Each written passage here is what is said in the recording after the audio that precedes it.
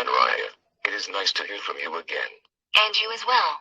I hope you were able to use the study to show others. And did you subscribe to my channel? Yes. Sure did. Great, there will be more studies coming soon. What are we studying today? We will be continuing from Genesis chapter 1 and verse 11 since we last did verse 10. Alright, shall we begin? No problem. Genesis chapter 1 and verse 11 reads, And God said, Let the earth bring forth grass, the herb yielding seed, and the fruit tree yielding fruit after his kind, whose seed is in itself, upon the earth. And it was so. So here we see that God created the grass and fruit trees. He also identifies that they both have seeds, that the fruit trees produce both fruit and seeds. I did not recognize that. I am here to point it out. As we move on to Genesis chapter 1 and verse 12 it says, And the earth brought forth grass, and herb yielding seed after his kind, and the tree yielding fruit, whose seed was in itself, after his kind. And God saw that it was good. So we are seeing here a pattern that God commands the elements and they obey him by doing what he says. Also note that God saw all his creation as good, and this is where the third day ends. And we are at verse 13, which is also 12 hours. Interesting. I am glad you think so. We are now at verse 14 of Genesis, which reads, And God said, Let there be lights in the firmament of the heaven to divide the day from the night. And let them be for signs, and for seasons, and for days, and years. What does that mean? It means that God just created the two elements we see in the sky today, the sun and the moon. How so? Well, he says that these two elements or lights would divide the day from the night. What other lights do that beside the sun and the moon? Okay. I get it now. Right then he says that they both shall be for signs and seasons, days and years. Do you know what a sign is? I am not sure. Well, a sign is an experience, something we can feel or see. It happens like a wonder, which is something to look at.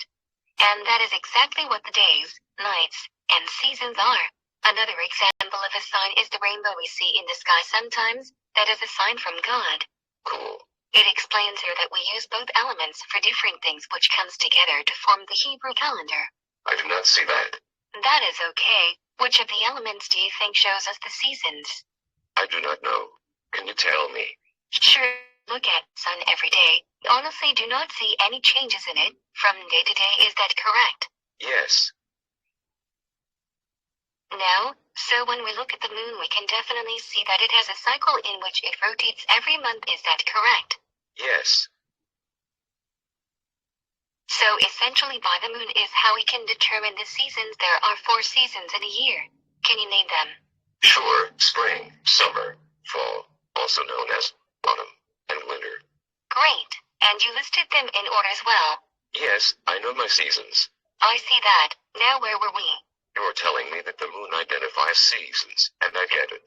Yes. Let us continue to Genesis 1 and verse 15. It reads, And let them be for lights in the firmament of the heaven to give light upon the earth, and it was so. So here we see that God gave the lights, the sun and the moon jobs, which were to give light to the earth. I see that. And in Genesis 1 and verse 16 it reads, And God made 2 great lights, the greater light to rule the day, and the lesser light to rule the night. He made the stars also. Here we see that God is placing them in their respective stations in the firmament, which is heaven, and also with the stars. Genesis 1 and verse 17 reads, And God set them in the firmament of the heaven to give light upon the earth, which is a precept to what we have previously read. This is great. I love learning. I am glad. We shall now go to Genesis 1 and verse 18, which says, And to rule over the day and over the night, and to divide the light from the darkness, and God saw that it was good. Remember when we spoke about the division of the light from the darkness in verse 4, this is its precept. So the sun would have dominion over the day, and the moon would have dominion over the night, which were the jobs God gave them. Then he ended the 4th day in verse 19. God is incredible. Yes, he is. Shall we continue? Yes. Great. So in Genesis 1 and verse 20 we read, And God said, Let the waters bring forth abundantly the moving creature that hath life, and fowl that may fly about the earth in the open firmament of heaven.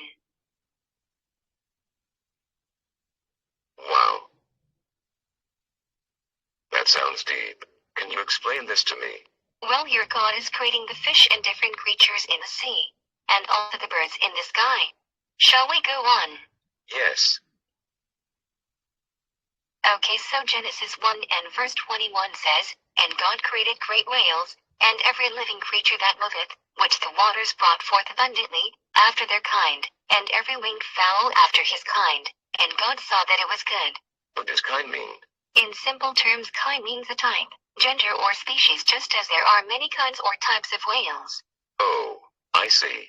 Yes, in Genesis 1 and verse 22 it says, And God blessed them, saying, Be fruitful, and multiply, and fill the waters in the seas, and let fowl multiply in the earth. Do you know what it means to bless? No. Honestly, the word itself has many meanings, but to make it short, it means to pronounce good upon something or someone. You can request for the other meanings down in the comments if you like. I will be happy to send them to you. Thank you. You are welcome. Let's continue. So in verse 22 God pronounces good upon his creation by commanding them to be fruitful and multiply. So one way that God blesses you is when you have an increased abundance of something. I see that. Also, the meaning of fruitful usually means offspring, seed or children, and to multiply means to increase. So this translation should say that God pronounced that the fishes and the birds should have many offspring to fill the earth. And in verse 23 God concluded the fifth day. I think we should continue to the end of this chapter. What do you think? Definitely. Alright, we continue to Genesis 1 and verse 24, which states, And God said, Let the earth bring forth the living creature after his kind, cattle, and creeping thing, and beast of the earth after his kind. And it was so. Oh, I know. God just created the animals, did he not? Yes, he did. But he also created the insects as well. Okay.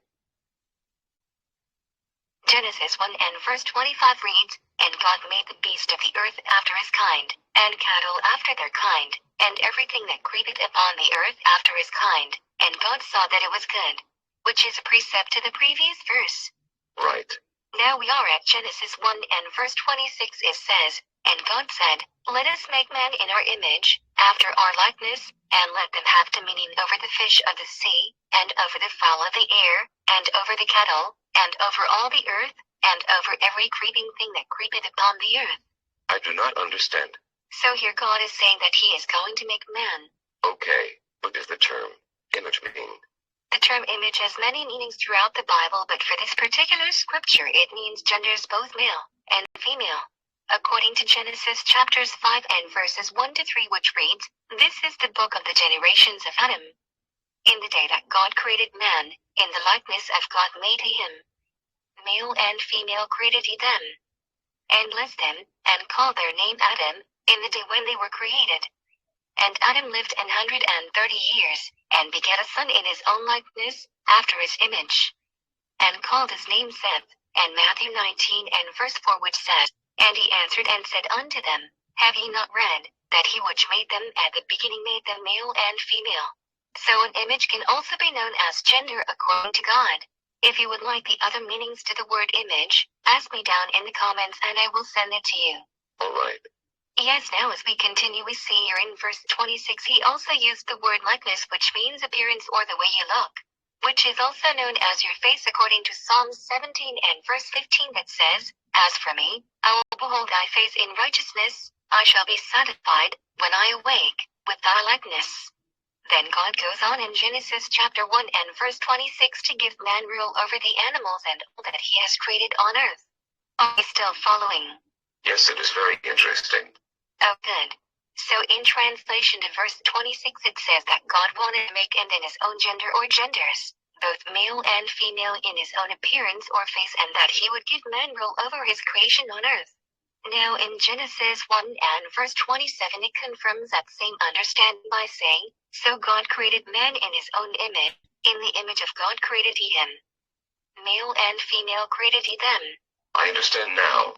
Great, let's continue. And Genesis 1 and verse 28 reads, And God blessed them, and God said unto them, Be fruitful, and multiply, and replenish the earth, and subdue it, and have dominion over the fish of the sea, and over the fowl of the air, and over every living thing that moveth upon the earth.